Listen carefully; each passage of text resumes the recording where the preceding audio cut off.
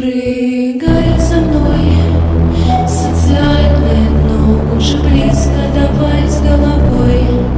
Отменяй таксиста, нам не нужно больше домой. Pitchforks down. I neglected to put this disclaimer in with the other one I have later, but for those who may feel attacked or called out, let me just tell you that you do not care about my opinion. You don't. I'm a bitch on the internet. Some of these authors have done genuinely awful things and truly harmed people, but others have not. This is complicated discourse for y'all, but for some of us, it's our lives. It's the bare minimum of being seen as equal human beings. And let me just sign off with this. If you cannot critique a piece of media you like, you don't actually like that piece of media. You can direct the hate mail to my Instagram at Sfarda on the screen. Onwards we march. Jesus Christ. Russian coding in fantasy literature is something I have been wanting to discuss for a very long time, and it has been the bane of my existence ever since I immigrated to the West and learned English. There is plenty to discuss here. I try to uphold a policy of not speaking poorly of fellow independent authors' work unless they're well known, so I will be adhering to that philosophy in this video. That said, I will make strong allusions where appropriate, as I did in my previous publication. When it comes to traditionally published works, that's fair game, and I will be naming and shaming as they come up. So hold my hand, and let me walk you through the fold. Let me first expound upon what exactly Russian coding even means. Coding in literature and elsewhere is the allegory of or reference to real-life cultures or peoples in an otherwise other world, be that sci-fi, fantastical, alternative history, what have you. Obviously, the subject today is fantasy. Russian coding, therefore, is the presence of a Russian analog in a given piece of fiction, like Ravka in Mon Ennemi Juré, El Bardugo, Shadow and Bone and Co., or the disgraced Emily A. Duncan's Kalyazin in Wicked Saints. Why does this country have a surname for a title? I don't know. Why is Duncan an anti-Semite? Or Ryaznin, also a surname, in Catherine Petty's Burning Glass. With that, let's keep walking. There's nothing quite as virulent as the West's obsession with the Romanovs. I'm actually the one pronouncing correctly. Get off my turf. When people say they are fascinated by Russian culture, or something to that effect, it is almost guaranteed that they're speaking of the Russian nobility, the eye-straining gilt, the crimson velvet and pearl embroidery, the kokoshniks and sarafans bastardized into royal attire by Prussia-born princesses. Colonial culture is not a nation's folk culture. Romanov culture is not Russian culture. These Russia analogs in fantasy books whitewash, erase, sugarcoat the extensive history of Russian imperialism, of mass deportations and genocides of Kalmyks, of Circassians, of Karachais, Russia's colonization of Siberia and Sapme and the Caucasus, the bloodshed and horror of slavery under imperialistic Tsarist structures, and the humanization attempted by the West of one of the most notoriously cruel royal families. And because the West is itself inherently imperialist, it has no issue enabling other forms of it, whether that be Japanese imperialism, Sinocentrism, or indeed Russian imperialism. In the process, truth is eroded, and the West continues to view Russia as a homogeneous Slavic country when it is so exceedingly far from it. That being said, I personally don't believe Westerners should be writing working class and folk Russian culture, merely given the West-Eastern dynamic and the inherent imbalance of societal and global power therein. However, Western authors of fantasy end up doing something worse. They enable and perpetuate supremacist, imperialist conceptions and narratives, with nary a word of deeper commentary in a manner that doesn't amount to vacuous pageantry. They become enforcers. So what should you do? Don't. But speaking of culture,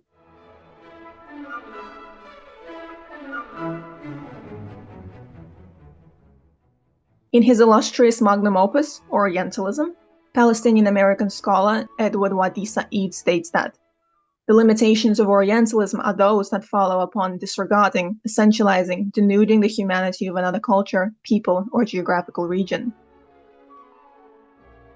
Let us then take a look at the words of Sam Rudyard Kipling, author of Rikki Tikki Tavi. Let it be clearly understood that the Russian is a delightful person till he tucks in his shirt. As an Oriental, he's charming. It is only when he insists on being treated as the most easterly of Western peoples instead of the most westerly of Easterns that he becomes a racial anomaly extremely difficult to handle. Thank you for that, Kip. Nothing like a Westerner telling us how they really feel.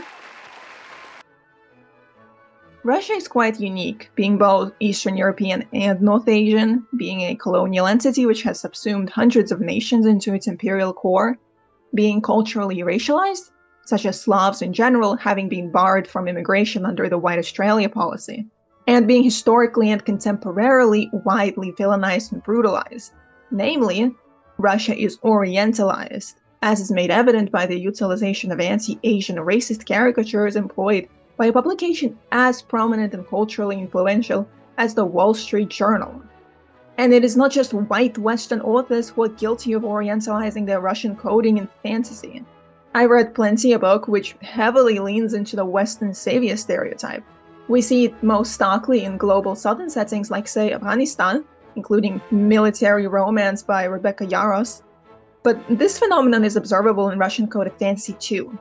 The noble race from a heavily Western-coded nation akin to England or France coming to bring their knowledge and resources to save the subjugated people living in huts in a Mordor-esque grimdark northern stronghold rife with state violence and misogyny.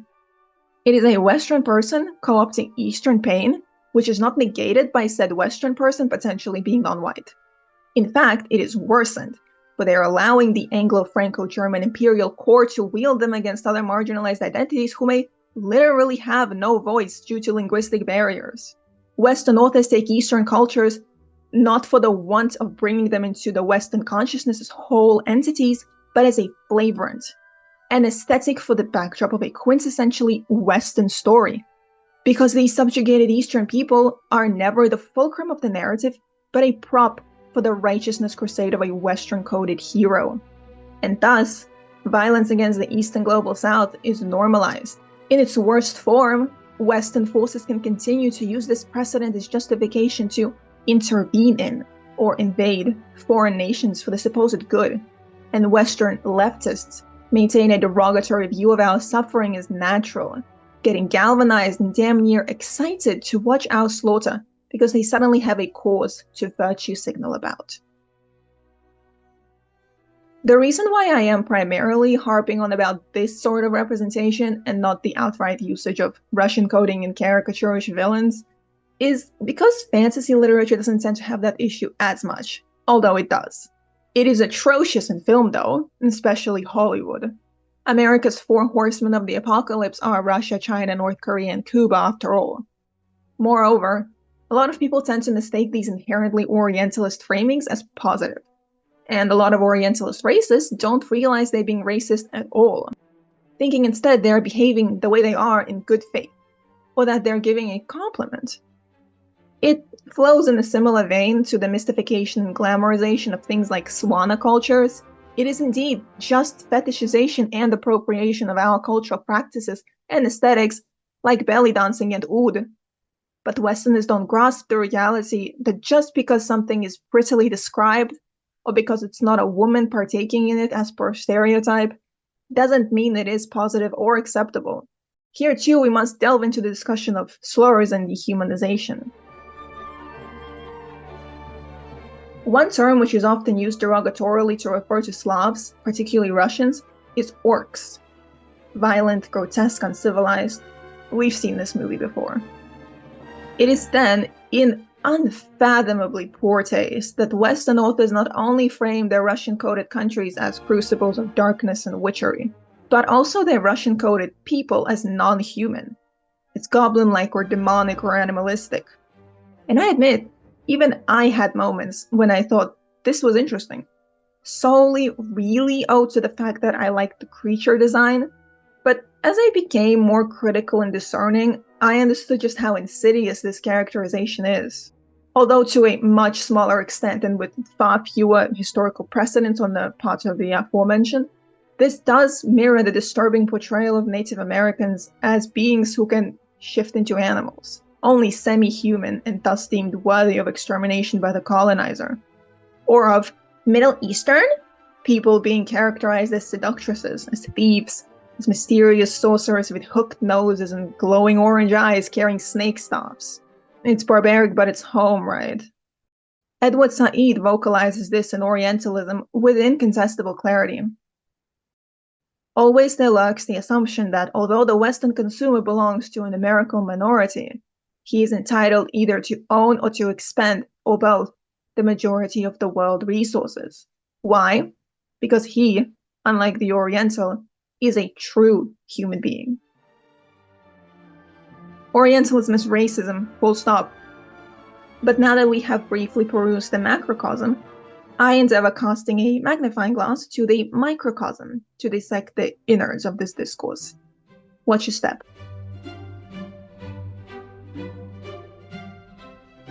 If you've been listening to my chameleonic accent and the high yet fluctuating pitch of my voice, and wondering what on earth is going on here and why is she so annoying, what I'm doing is code switching. My nondescript accent is quite thick, but I can somewhat dilute it, and it is actually very common for ESL individuals to speak English with a higher pitch. I can choose to drop the accent at any time, and it is indeed easier for me to talk and get my tongue around pronunciation that way, even if it isn't much to the Anglophonic ear's liking. But for social ease and indeed safety, I choose instead to mask it. I choose to speak in higher, what's perceived as friendlier tones. I choose to keep the English grammar intact and perfectly untampered with, to not appear as uneducated or lowly in a way that would be weaponized to marginalize me. While I understand the appeal of this sentiment, facetious as it may be, it is unfortunately not within everyone's privilege to have an outlook so devil may care on the integrity of the English tongue. And what is the point of that preamble anyway? In the West, by which I mean the Anglo colonies as well as entities like Germany and France, as I specified in my previous publication, white supremacy persists not simply among white people or within the confines of interpersonal social relationships, but systematically within institutions and media, and most insidiously internalized by non-white Westerners. Linking to the subject of imperialism, Western entertainment media's obsession with Russian nobility, almost reminiscent of Egyptomania, has constructed a falsely dichotomous image of what Russia is. The now and the recent history, an austere, dark, oppressive prison of bitumen and barbed wire and concentration camps where the state murders you for speaking a word out of line. And then the before. Opulence and glitz, and yeah, the populace were slaves and slaughter-bathed red Siberia and the Caucasus, but not like in the USSR. I mean, Mother Russia, the Great Empire, was a global citizen, and they were even nice to the Germans. This is an Orientalist trope. The Great Past. Misr is a victim of it. India, Greece, Iran are victims of it. And so Russia must necessarily become a victim of it too.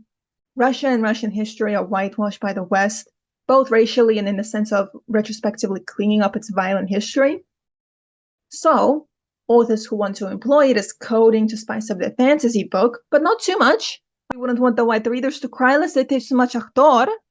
Whitewash their own writing, oftentimes inadvertently, as a product of socio-political conditioning.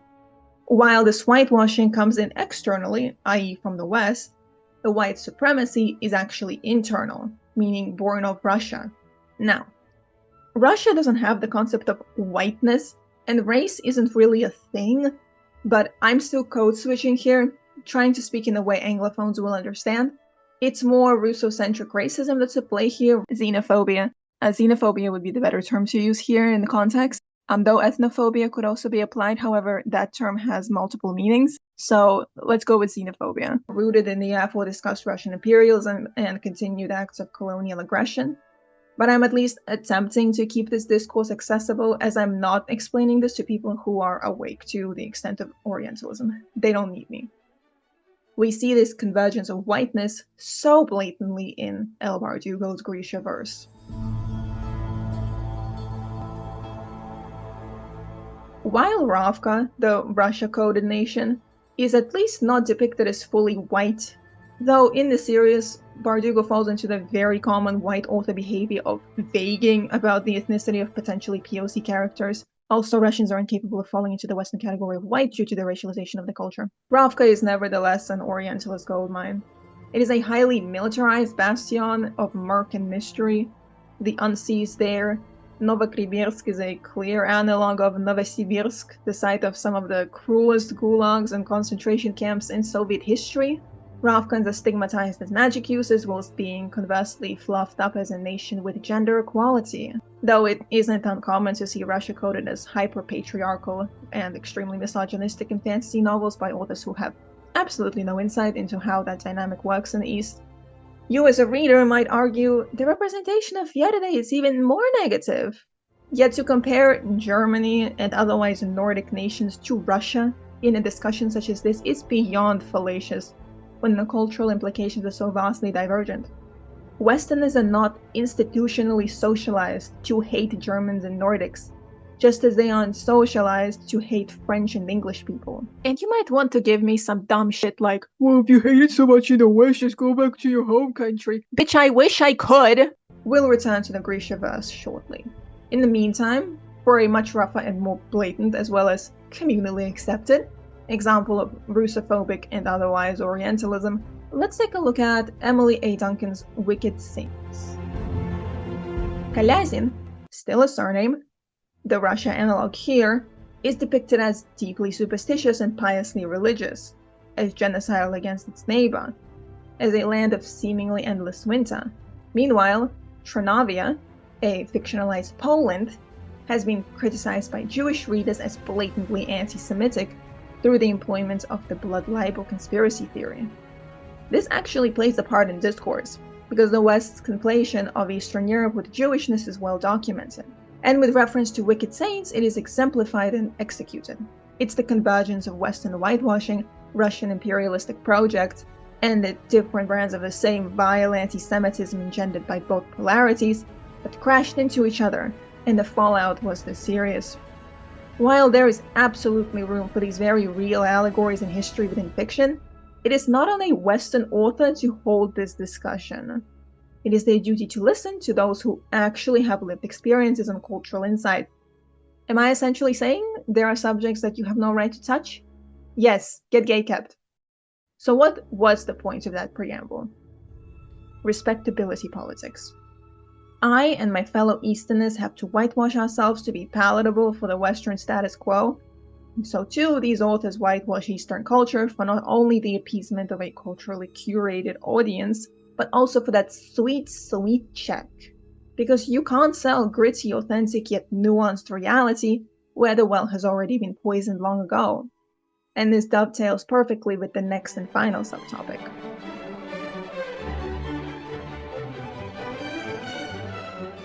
Russia's colonial past and present has made it incredibly ethnically diverse, with well over 190 ethnic groups residing on the vast territory.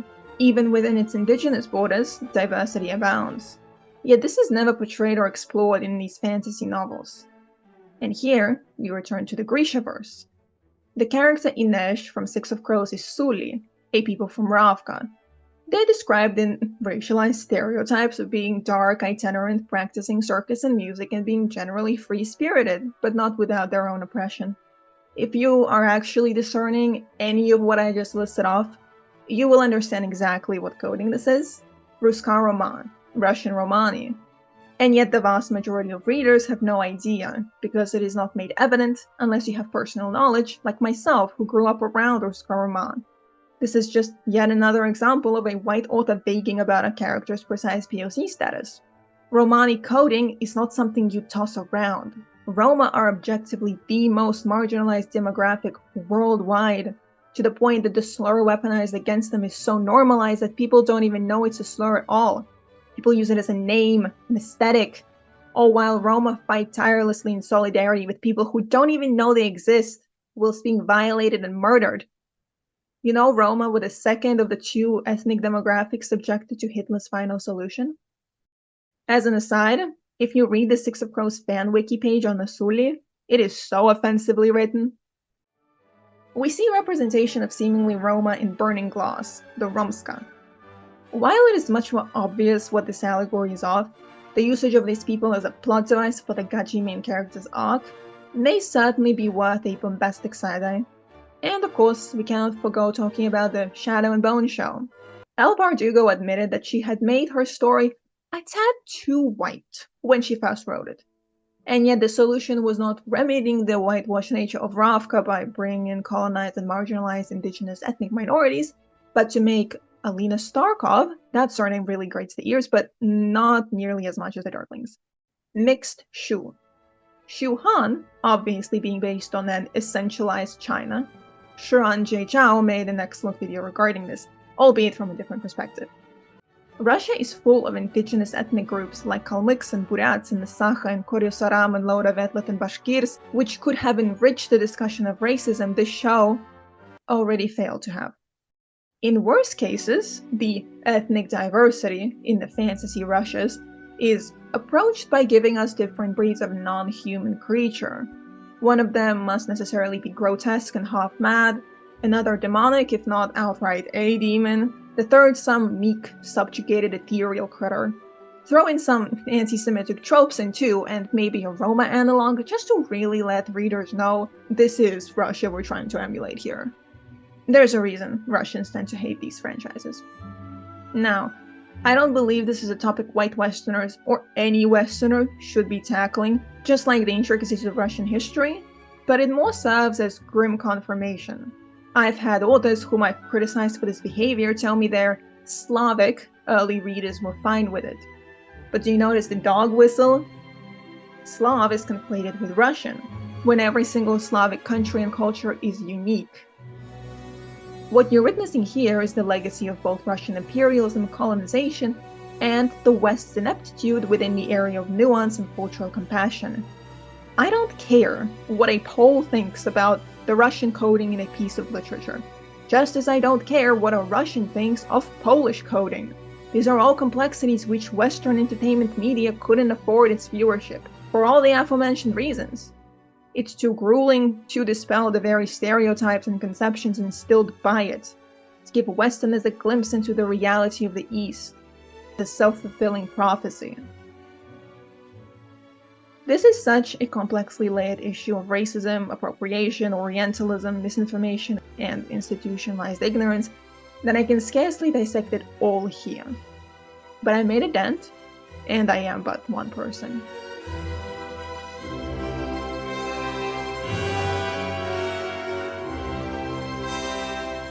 This was Sfar from Anarchy on Page. For a transcript of this video, aka its essay form, you can follow the top link in the description to my Substack, Lacrimosity and Righteous Rage. Follow me on social media, add and pre-order my books, which have the tiniest, minuscule little drop of extremely specific and obscure, quote-unquote, Russian coding in them. Go ahead and unsubscribe, because I know how difficult this was to sit through. And read Edward Said's Orientalism. I am on my knees, begging, crying, screaming. Please.